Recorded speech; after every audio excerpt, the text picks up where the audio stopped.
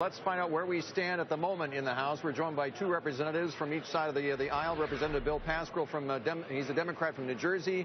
Representative Mike Kelly, a Republican from Pennsylvania. Gentlemen, thank you both for joining us. It's hard to know where to begin, but let me ask you, Representative Kelly. I mean, the Senate has said now we're not going to talk until the House can come up with some kind of a deal. Where does it stand right now with the House GOP?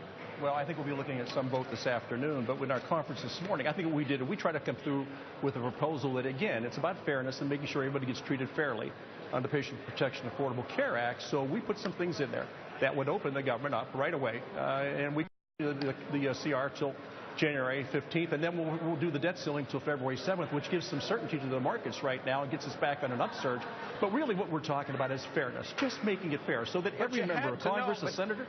But you had to know that it was going to muck things up for the Senate. I mean, why come up with it right now when the Senate was so close to a bill of their own? And I understand that. But our job in the House is to make sure that it's fair. And I don't think that any American sitting back there right now and think that there's carve-outs for certain people is fair. They don't think it's right that members of Congress, senators, the president, the vice president, members of their staff get a little different program than everybody else. It does come down to who are we representing? We represent the people. And I think we go forward with a very strong message saying, listen, we're going to protect you. We're going to do everything we can to act in your best interest. And if that's the wrong approach, then we're not in America. So what? Let's hear from the other side. Is that true? How do you respond to that, Bill Pascrell? Well, let me tell you something. One of the issues that Mike just brought up, the issue of fairness. We've had 6 months to deal with fairness. When we wanted to go to conference on the budget, the Senate passed the budget. Just 2 days before that, the House passed their budget. We should have sat down like we do anytime both houses pass a budget and deal with what the reality is. Instead, we waited for 6 months. Now we're talking about fairness? You've got to be kidding me. Let me tell you about the fairness about our health care. The contribution of the federal government started in 1959.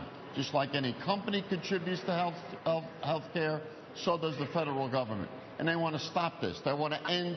And that is why Mr. Boehner tried to work out a deal with Senator Reid many months ago on this very issue. Well, let me ask you this. We can come to an agreement on this if we get away from our ideologueness. Are you willing to take on Obamacare? Are you willing to give up your health care benefits and go under the Obamacare plan? If that's what it took, I'd do it. Well, isn't that one of the things? Wait a minute, whoa. That's what you asked. I'm giving you a fair answer, straight answer. Okay. And I want to see how many. I want to see how many we should be talking about after you've raised the debt ceiling and after you've come up with a continuing resolution? Yeah, that's right. That's right. We are not going to have a gun to our heads and do that.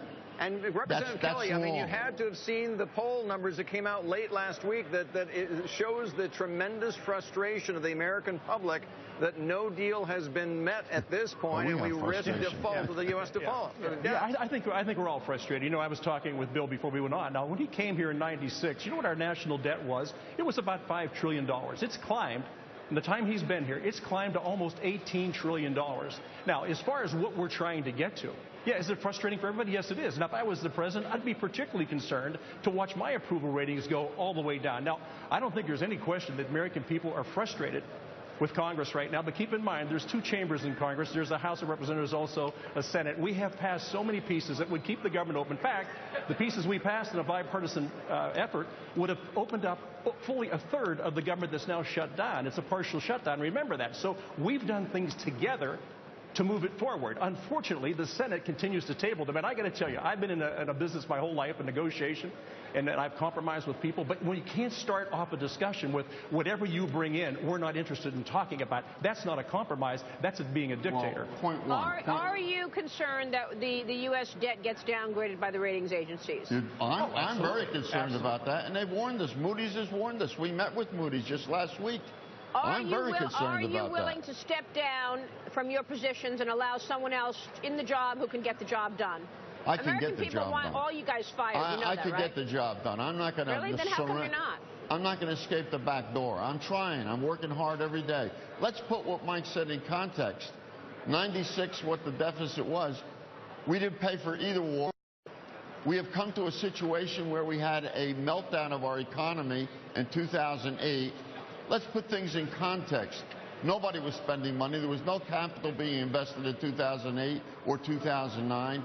The government has to step forward as they've done in every recession in the 20th century. Put it in context, and let's be really fair about it. Before we go, we're running out of time. Congressman Kelly, give us a timetable. What are you voting on tonight, and do you expect the House to have something to show to the Senate by tonight?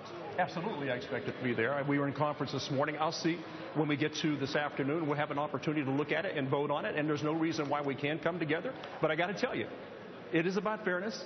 I had a stent put in January. Medical device, why are we putting a heavy onus on them? We got to do things that make sense for the American people. We can do it. I have no problem working with Bill Pascrell. We're both on Ways and Means together. We both believe that tax reform right now, especially pro-growth tax reform, is needed. We've got to move the country forward. We've got to start talking about raising our economy. Listen, what's making the markets jumpy, guys?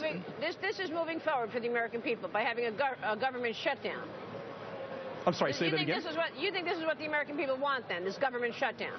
No, I don't think that's what the American people want, but I also know it's one of the mechanisms that's put in there by the founders. Whenever we get to a situation where we have an impasse, you have to have tools that you can use in order to present your side of it. Now, listen.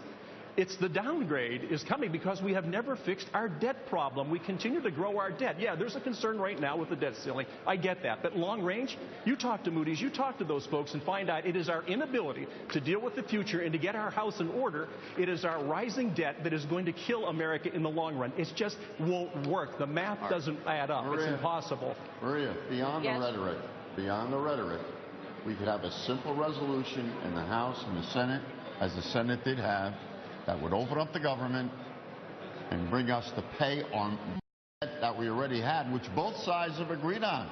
Both sides have agreed on. Why don't we do it? Because Mr. Boehner is afraid, because the wing of his party is not going to let him do it. And that's where we are. You and I are being held captive. We got to go at this point, gentlemen. Thank you both. We certainly wish you well. Thank you. We're trying. Wait a second. Is that true, Mr. Kelly? Is that true that it's this one wing of your party that's holding all this up, holding us hostage? Do you agree with that? Listen, I think whenever the talking points start off with that, you know already that's the talking points that are being held to. No, that's not true. That's not what's going on. And I know Bill doesn't go by talking points, but everybody else does apparently in his party. I would say this: if we can't do what's in the best interest of the American people, we shouldn't be here. It's that simple. Very good. Thank you.